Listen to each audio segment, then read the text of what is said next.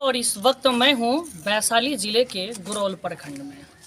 मालूम हो कि पंचायत चुनाव खत्म होने के बाद एमएलसी का चुनाव को लेकर सरगर्मी तेज है। इस वक्त गुरौल प्रखंड में हूँ और हमारे बीच उपस्थित हैं एमएलसी के प्रत्याशी उपेंद्र जी। इनसे मैं बातचीत करूंगा। उपेंद्र जी के साथ काफ़ी संख्या में यहाँ लोग भी उपस्थित हैं। उपेंद्र जी, आज क्या कार्यक्रम था? कार्यक्रम था जो जनप्रतिनिधि चुनकर आए हैं, वार्ड मेंबर, समिति, मुखिया, जिला परिषद, ये सभी लोगों का आग्रह था कि एक बार हमारे प्रखंड में आए, हम लोग आपसे रूबरू होना चाहते हैं। ये समय दिया जाए हमारे बीच आई तो हम कहिए मेरा सौभाग्य होगा जी। और उन लोगों के अनुरोध पर, उन लोगों के बुलाने पर मैं आज उन लोगों के बीच आया हूँ। और जो मान सम्मान यहाँ मुझे मिला है इन लोगों से, मैं उससे बहुत खुश हूँ।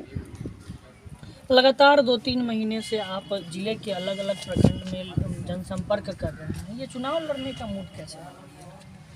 चुनाव लड़ने का मूड मेरा अपना व्यक्तिगत फैसला भी हो सकता है, लेकिन उससे पहले मैं जब भी क्षेत्र में जाता हूँ, क्योंकि मेरे पिताजी का स्वास्थ्य अभी ख़राब है, तो ज़्यादातर जैसी शादी ब्याह अटेंड करना होता है तो उसमें जाता हूँ तो लोगों से सुनने को मिलता है उनका दर्द, उनका दुख। ये नहीं हुआ, ऐसे नहीं हुआ, हमने इनको बनाया, ये ऐसे किए, वो ऐसे किए, मतलब बहुत सारी बातें हैं। मुझे लगा कि नहीं, और हर जगह सुने कि जब भी हम लोग हाजीपुर जाते हैं या जाना होता है, कोई भी काम होता है, तो हम लोग आपके पिताजी के यहाँ निस्वार्थ भाव से जाते हैं। लगता है कि जिला में कोई नेता है जहाँ हम लोग बेधड़क जाते हैं, और लोगों से तो अपॉइंटमेंट लेना पड़ता है। मिलते हैं, गार्ड बात करता है, गार्ड फ़ोन उठाता है, तो ये नहीं है तो साहब ये कर रहे हैं, वो कर रहे हैं। लेकिन ऐसा कर्मठ नेता चाहिए। आज उनका स्वास्थ्य ठीक नहीं है, जिससे हम लोग को काफ़ी दिक्कत हो रहा है। लोगों ने कहा कि इस चीज़ को मतलब आप आगे लेकर आइए। हम चाहते हैं कि आपके परिवार से जो रिश्ता नाता हम लोग का रहा है जिला का, वो नहीं टूटे। और मैं समझिए कि मतलब उस मान सम्मान को लेकर लोगों का जो प्यार मेरे पिताजी से रहा है, मैं उसको आगे लेकर आना चाहता हूं कि लोगों का विश्वास बना रहे और धैर्य नहीं टूटे इन लोगों का कि हाँ कोई था नहीं होना चाहिए, कोई है होना चाहिए। और मैं उसके लिए खड़ा हूँ। पिताजी राजद के कद्दावर नेता हैं और आपके भाई विधायक हैं। ये दोनों लोग का सुबोध राय के साथ का फोटो सोशल मीडिया पे काफ़ी तेज़ी से वायरल हो रहा है। देखिए, पार्टी भी एक चीज़ है। मेरे पिताजी, मेरा भाई, मेरा परिवार राजनीति से है, ये सभी जानते हैं, और वो लोग पार्टी से जुड़े हुए हैं, समझे। लेकिन इसके लिए भी आपको धन्यवाद देना होगा कि पार्टी से जुड़े होने के बावजूद भी मैं उस परिवार से खड़ा हूँ। लेकिन इसी का नाम है ईमानदारी, समझे। कि पुत्र को छोड़कर पिताजी पार्टी के साथ चल रहे हैं, पार्टी के धुरी पर चल रहे हैं, ये सबसे बड़ा मेरे लिए सौभाग्य की बात है। क्या लगता है परिवार का समर्थन मिलेगा आपको? और रही बात समर्थन और आशीर्वाद का, तो इस धरती पर कोई ऐसा पिता नहीं है जो अपने पुत्र को आशीर्वाद नहीं देता है। उनका नाम मेरे साथ जुड़ा हुआ है, जिसके नाम से, जिनके सम्मान में आज इतने लोग मेरे साथ खड़े हैं, ये आशीर्वाद है उनका और ये सौभाग्य है मेरा लोगों के बीच। क्या परिवार का सहयोग मिलेगा? परिवार, अरे तो सहयोग परिवार का सहयोग, परिवार से जुटे हुए लोग हैं, सारे परिवार हैं हमारे, और लोगों से बात कर लो, सारे परिवार हैं हमारे। तो ये आशीर्वाद ही है इन लोगों का, मेरे पिताजी का। कुछ मेरे रहमो करम से तो कम मेरे पिताजी के द्वारा ही भेजे गए लोग हैं, दिए हुए हैं। मतलब मान सम्मान में ले, ये नहीं कि कह कर भेजा गया, इसको गलत नहीं लीजिएगा। मतलब मैं खड़ा हूँ, ये लोग जान रहे हैं कि मैं उनका पुत्र हूँ, समझे। बस ये सुनकर लोग जो खड़ा है मान सम्मान में, उनके लिए इससे बड़ा आशीर्वाद कोई होगा। और दूसरे लोग एमएलसी के चुनाव में कुछ धनबल की भी चर्चा होती है।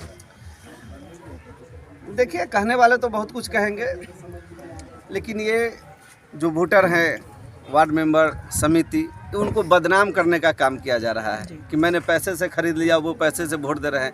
किसी वोटर ने आपको आके कहा क्या कि मैंने पैसा लिया है, दिया है? किसने कहा आपको?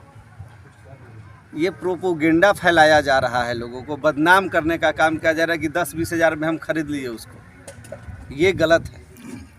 ये वही लोग करते हैं जो देते होंगे नहीं और हुआ बनाते हैं कि हमने पैसा दिया है। कोई वार्ड आपको कहा कि हमको पैसा, हम पैसा से वोट देंगे, चाहे पैसा लेके वोट देंगे, हमको 10 देगा 20 देगा, ऐसा कोई कहा है क्या? ये बदनाम करने की साजिश है। और जो लोग करते होंगे वो लोग करें, और वो फैला रहे हैं तो वो समझे। जनता इतनी बुड़बक नहीं है, सब समझती है। सही और गलत का पहचान उनको है कि कौन यहाँ राजनीति करने आए हैं और कौन व्यापार करने आए हैं। मंच से वार्ड संघ के जिला अध्यक्ष के बारे में आप कुछ कह रहे थे। हाँ, मंच से मैं कह रहा था, सबसे पहले तो कुमार सौरभ जी वार्ड सदस्य के जिला अध्यक्ष चुने गए हैं। मैं उनको अपने तरफ से बहुत बहुत बधाई देता हूँ।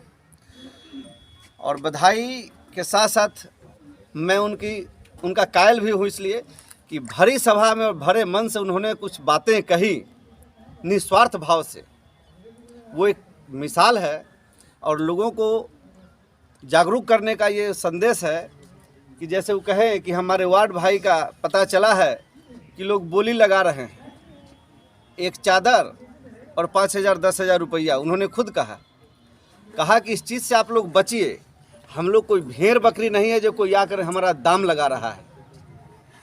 अगर हम किसी के लिए खड़ा होंगे, किसी को चुनेंगे तो निस्वार्थ भाव से चुनेंगे। दाम लगाने वाले को नहीं हम बकस सकते हैं। अगर आपको एमएलसी चुन लिया जाता है, जनता के बीच में आपको एमएलसी बनाया जाता है, तो क्या बदलाव होगा जिले का? बिल्कुल बदलाव होगा।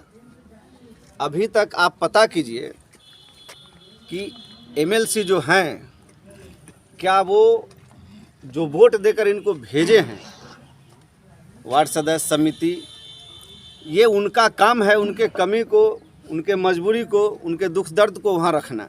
कभी ऐसा हुआ क्या? मैं उनके लिए लड़ूंगा। आज महंगाई इतनी चरम सीमा पर है, किसी वार्ड को 500 रुपया महीना है, उप मुखिया के 1200 है, मुखिया का 2500 है। अब ये ज़माना है, कौन आवाज़ उठाएगा इनकी? ये भी जनप्रतिनिधि है, ये भी चुन कर आए हैं। इनके दरवाजे पर भी सुबह 10 लोग मिलकर आते हैं। चाय चुटकी, लिखना पढ़ना, ये सब खर्च सरकार उठाए?